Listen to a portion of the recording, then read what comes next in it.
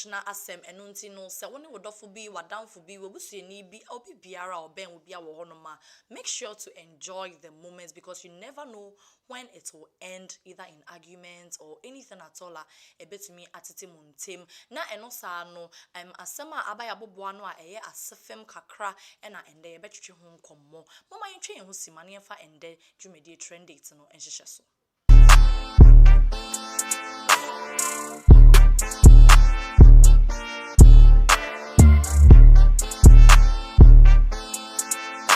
Media meje so abna safa from a black baby ameje also enso aka ho na sanya medi kan ye no enne dia beto aboboa no asefem kakra che se ye nyina yes stars Nigerian celebrities and as stars are omadokro wo nwum tuo mu Nigerian music industry ni mu no enna omo ho aba asema che se they are beefing seriously yakakra.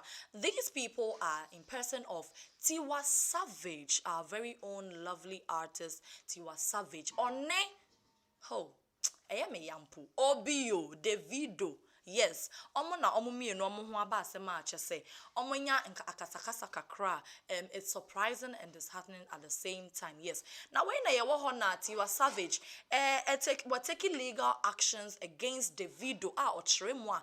Davido is assaulting her and threatening her towards doing something to her. And until no otremwa say and yet Tiwa Savage bibi ato no anase ato ne busuani bia, we should hold the video responsible. Enya sem ketwa, you wonder what at all is going on na enum nchechemu and amede ebema o ende. Na press release or releasing the management a release on behalf of Tiwa Savage no. Way ena e ready. It says it's an urgent intervention required. Threat of assault and grievous bodily harm by Mr. David Adeleke. I am writing to bring to your attention a distressing situation involving myself, Tiwa Tope Omolara Savage, popularly known as Tiwa Savage, and Mr. David Adeleke, popularly known as Davido. On the 23rd of December, I made a post which included myself and Sophia Momodu on my Instagram story. Sophia Momodu Davido ni baby mama ya nim no dedano ehwasem enokan.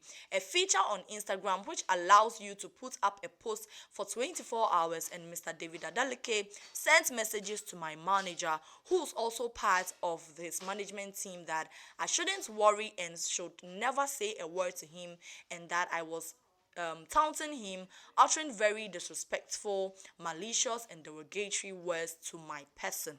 Also, as I say, I responded to Mr. David Adaleke's message and told him not to reach out to me, especially as I feel like I have been there for him and his daughter, Imade, and more importantly, when he lost his son. The events of that day have also led to a barrage of calls and messages from our mutual connections asking me what I did to Mr. David Adeleke, that he's upset that I choose to maintain a relationship with Imade's mother, Sophia Momodu, who he's having issues with, and also painting the exchange to look like I was the aggressor. He has also told our mutual connections to warn me to be careful in Lagos because he is going to mess me up. This is beginning to feel like some form of online and offline harassment, not just to me, but also members of my team. The actions of Mr. David Adeleke are unethical and can be viewed as a direct threat to my right to life, privacy, and dignity of my person as guaranteed in Chapter 4 of the Constitution of the Federal Republic of Nigeria 1999 as amended, and are also in Convention of Section 24 Clause 2A of the Cybercrime Prohibition, Prevention, etc. Act 2015. I therefore would like to make this complaint and to state that in the event that anything untoward or harmful were to happen to me or any member of my family, I would like the members of the Nigerian police force to hold Mr. David Adeleke responsible. I am available to answer any questions or provide any additional information regarding this matter. Please find attached screenshot images of the exchange between myself and Mr. David Adeleke for your perusal. Thank you in anticipation of your prompt response and attention to this matter.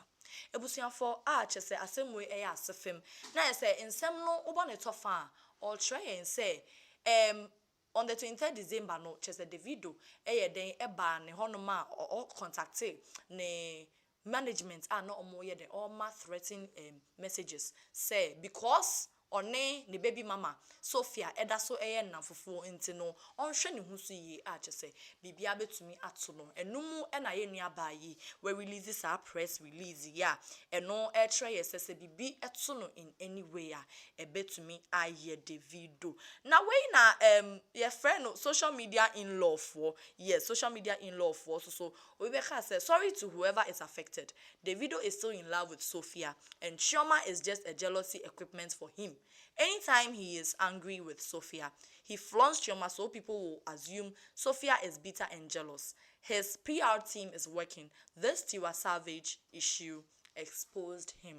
Now say Yeshoma, the upper channel say still Davido still fancies and is interested in his baby mama Sophia.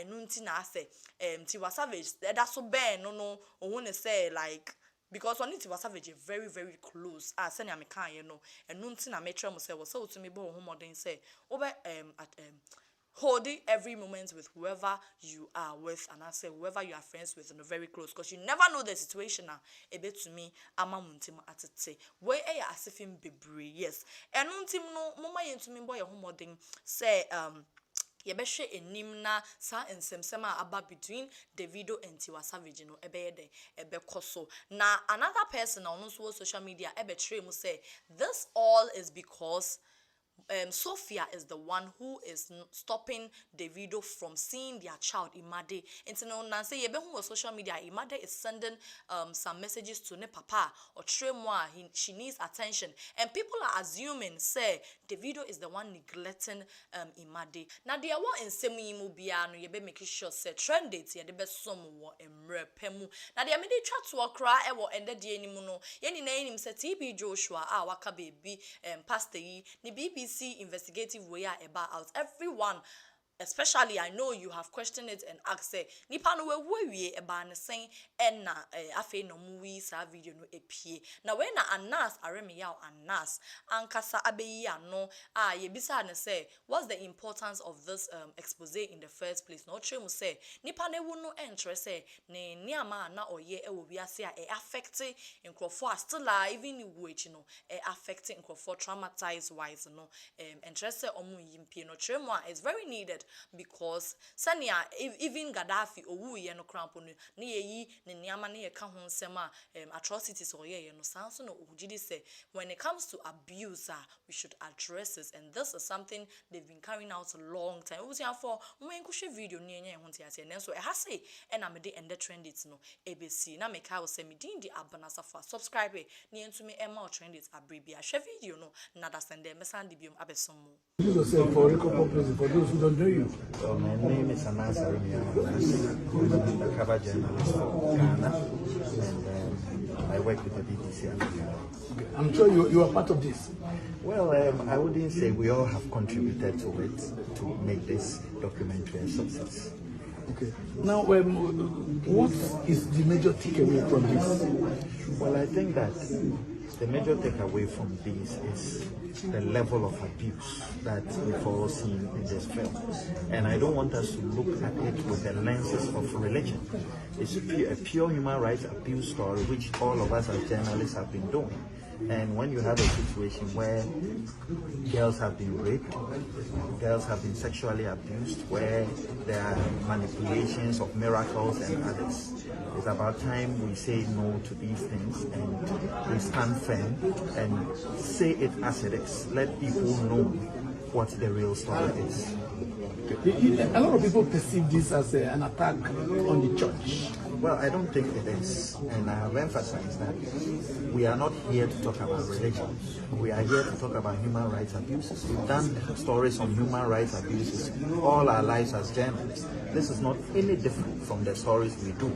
And I think that if there is something wrong, as journalists, we should have the courage, we should have the energy to be able to tell it as it is, if it's a human rights abuse issue.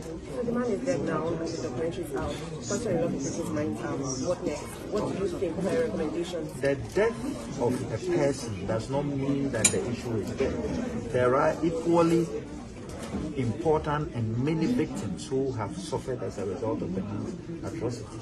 We talk about Hitler today. He's dead, but we talk about the atrocities and the human rights abuses that took place. We talk about